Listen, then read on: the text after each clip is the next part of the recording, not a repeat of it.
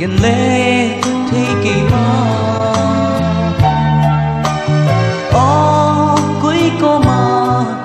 Số lần băng ta nghiêm Đúng xếp là Nun là ấy happy love Ô lúc xếp na Ô lúc xếp na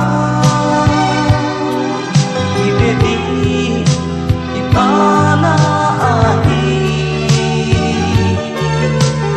Ô kỳ đi nghiêm Lúc xếp ta bóng hầm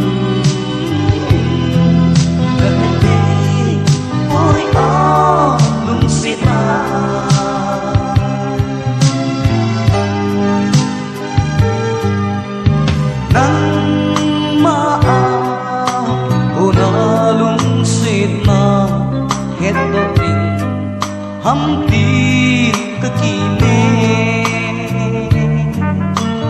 Ô quý cô mà Số lần băng ta nghiêm Lúc xếp là Nun là ấy happy love Ô lúc xếp na Ô lúc xếp na Thì baby Thì ba na ahi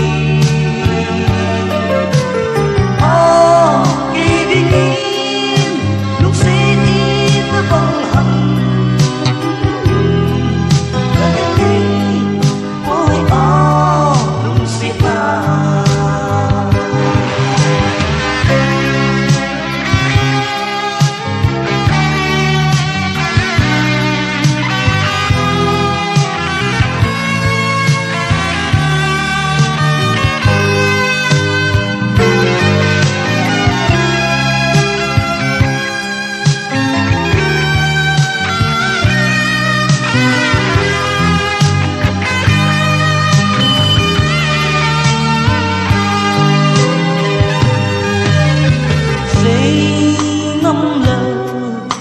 Xa xa